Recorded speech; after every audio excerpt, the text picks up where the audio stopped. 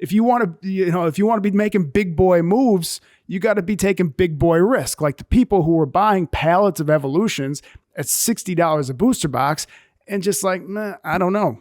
We'll see. It doesn't seem to be doing much right now. I guess we'll have to wait to see what it does in the future. And then fast forward to the future and they're driving around in their Lamborghinis, onto their yachts. Hey, everybody, sit down, buckle up, because we have a lot to talk about today. The most important of which is happy holidays. Merry Christmas. I hope you are watching this and this video finds you well. You are spending some time with your family, with your loved ones, your friends, enjoying each other's company, maybe playing a board game. If you don't have a board game, you can always stop into Cardboard Empires and I'll be able to sell you one. Seriously though, it's not about money this holiday season. It's not about gifts. It's not about filling the tree up with presents. I mean, it is kind of cool to watch your kids come down the stairs and they're like presents and presents and presents, but it's not about that stuff. It is about spending the time with the people you love. And I am doing that right now with you.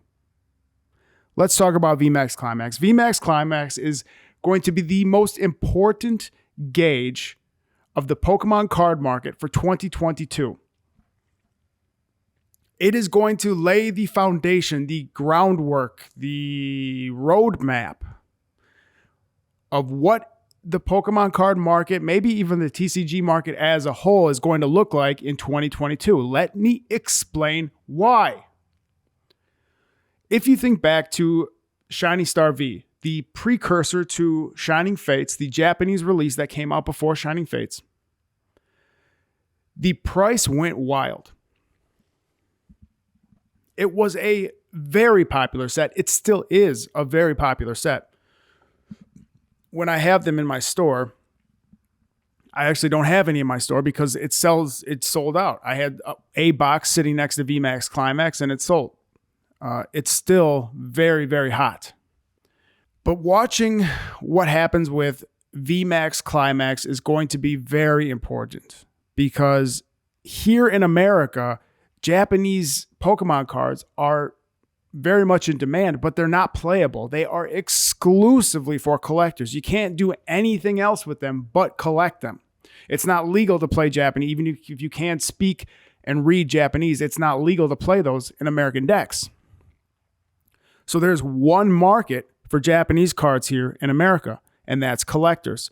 I guess you could throw scalpers and investors in there too, but it's that side of the market. It's not the player base.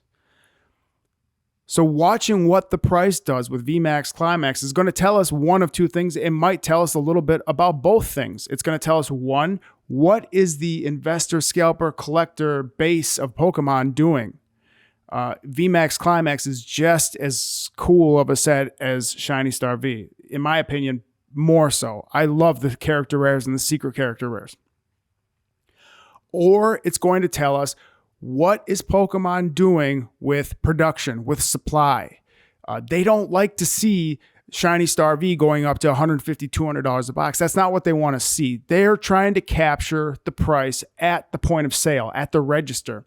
They want me, the retailer, to be making the money because that's how they make their money. They don't want you, the collector, scalper, investor. They don't care about whether or not you're making the money because they don't get a cut of that. They don't get a piece of that. Maybe it trickles through eventually by way of interest in the hobby as a whole, but it's hard to put a corporate dollar amount on interest in the hobby as a whole when legacy boxes are going for $10, $20, $250,000 a piece. They don't make any money off that. So they're going to ramp up production. They're going to make sure that I can stock my shelves with Pokemon boxes because that means that I'm ordering from distributors who are ordering from them. And that is how the money gets in their checking account. It's been reported that Millennium Group is hiring more workers and in order to ramp up production of what sounds like collector boxes. And that's a good thing as far as I'm concerned. Now, it's not necessarily a good thing if you're an investor or a collector of sealed product, because that means that the price is going to be suppressed. It's going to be pretty harsh on any kind of upward price movement on these products in the near future.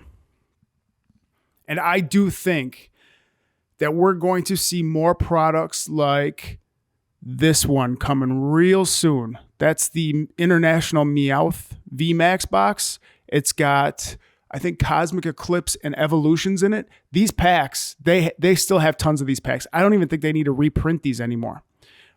Because these are still the packs of like Cosmic Eclipse and Evolutions. Those are sitting around warehouses. People, they have them. All they need to do is repackage them, repurpose them in like a shiny new product, which is what they did with the International Meowth box. I think that they're not only going to be reprinting like Celebrations Zekrom box, not Zekrom, Zacian, the Zacian box, the what else? The pin collection, the Lantis Charizard box. I need more of these. The Hoopa and the Dragonite box, I didn't get much on that. They're probably going to reprint Shining Fates. They're probably going to do more of those boxes because those are hot as fire too. I'm just trying to think about the Calyrex. Those didn't do very well. Those are my original boxes. They've been sitting there for forever.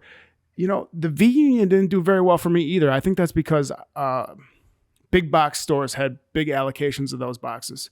But the hottest boxes for me have definitely been the last three on this row and the Lantis Charizard, which isn't there anymore because they all sold out. V-Union Pikachu didn't do very well either. Interesting. I'm off on a tangent now. I'm thinking about business instead of making a video. They're going to be reprinting these boxes, and I'm happy about it. I like having more product on my shelf. I like being able to compete with the online market. That is what I love doing in my shop.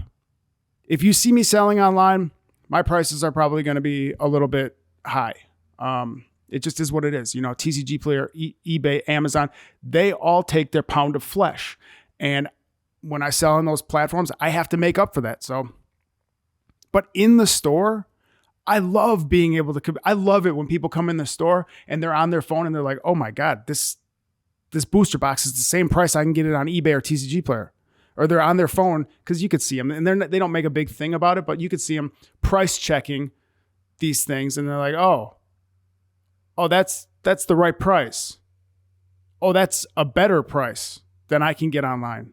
Okay, So I like being able to do that, and I can do that. My ability to do that has to do with how much product I can get. If I can only get one case of Dark Sylveon, Lantis, Charizard boxes, then I got to price it probably at or slightly above TCG Player just to, make up for my lack of inventory.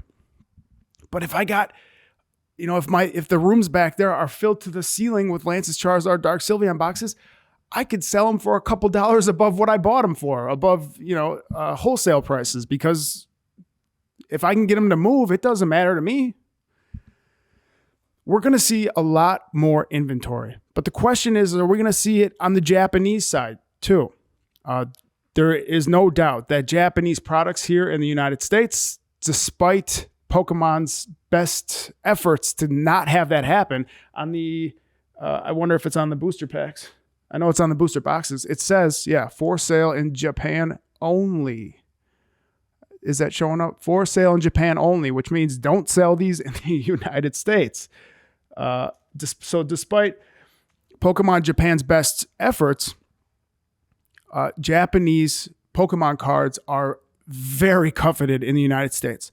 I have a lot of clients and customers who come in and they're trading me all day beautiful English cards, swapping them for sealed Japanese product. So we're going to have to wait and see what happens with the VMAX Climax price.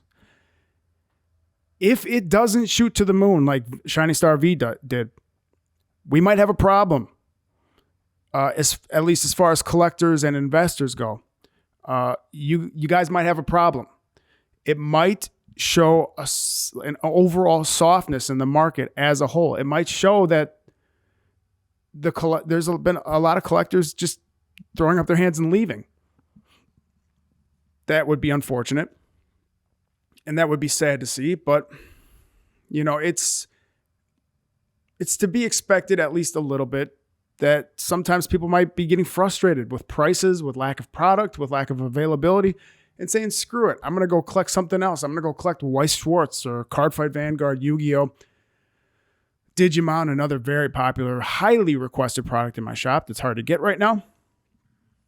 I've heard people saying Magic is about to make this big comeback in 2022. I don't know. We'll see. I don't have the customer base for that prediction to be true. The only experience that I have with Magic is like in my last video when I got that $850,000 Soul Ring that somebody came in and traded it for Pokemon cards. That's all. That's the only experience that I have with Magic cards is people bringing me boxes and boxes of Magic cards in an attempt to take out sealed Pokemon products. That might not be the market as a whole, but that's all I see. Shiny Star V, it went to the moon. There's no doubting that. And it came back down to earth. Production was ramped up to meet demand.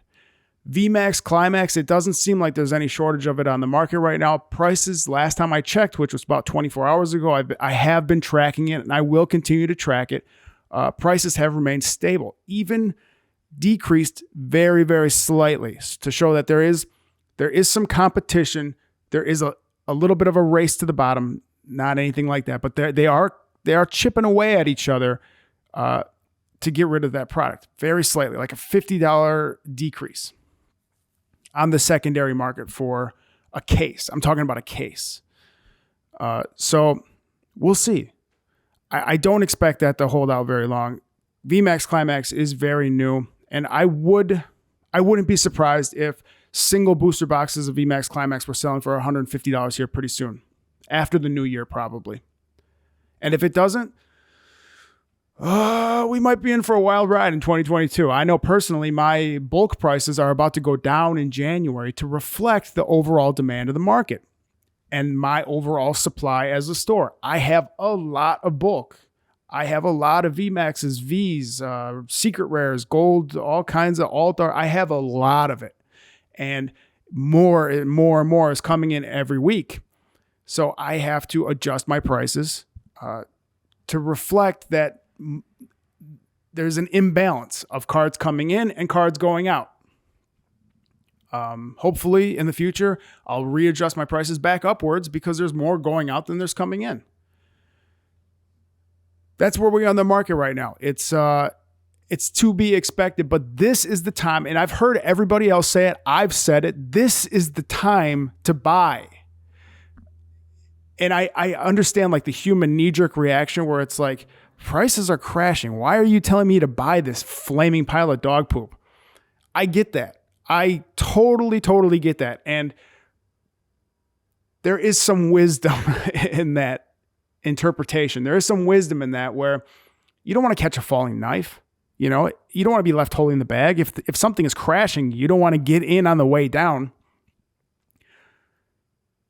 But the money that was made with XY Evolutions, the money that was made with all of this hype in 2021, the real money was not made by the people riding the wave up. There was some money made by people getting in on like an XY Evolutions booster box at 600, 700 and selling it at 1,000. Sure, there was. But the real money was made by the stores and by the people who were quietly accumulating that product when it was going for $70 a booster box. $70 a booster box. When people were giving away XY Evolutions because it was such a toxic product that nobody wanted it. Stores were just like, please take this away from me. That was where the real money was made. Making a couple $100s on a flip, you can't be mad at that. You got to love the hustle, the grind, but that's not the real money. The real money was made buying those booster boxes at $60, $70 a booster box and selling it for $700, $800, $900. That's real money. When you're doing that a case at a time, that's real money. That's big boy stuff. And if you want to be making big boy moves, you got to be taking big boy risk. Like the people who were buying pallets of Evolutions at $60 a booster box and just like, nah, I don't know. We'll see. It doesn't seem to be doing much right now. I guess we'll have to wait to see what it does in the future. And then fast forward to the future and they're driving around in their Lamborghinis, you know, onto their yachts. Let's watch, you know, I'll make some regular update videos about what VMAX Climax is doing because it's interesting. To me, it is the litmus test of the entire collectible market for Pokemon, probably TCGs as a whole, because attitudes prevail across TCGs in my experience. The Pokemon card market is up, the Magic card market is up. The Magic card market is down, the Pokemon card market is down. These things permeate, they percolate through the different markets because maybe it's not the same person collecting the cards, the Magic and the Pokemon cards, but they interact with each other. These groups of people have, you know, we see each other in the card shops, we talk to each other. And there are a lot of people who collect both Magic and Pokemon. So, you know, to me, all eyes should be on VMAX Climax. That is where the focus and the attention of everybody should be moving forward, at least into like Q1 of 2022. We'll see. That's enough for today. Thank you very much for watching the video. Thank you to all my, you know, the subscribers. That's how you say that word. We're so close to 1,000. That is insane. So if you haven't subscribed to the channel yet, please consider it. So close. That's just, wow. You know, enjoy the holidays. Enjoy your family, your friends. Spread the love. Feel the love. And I will catch you later.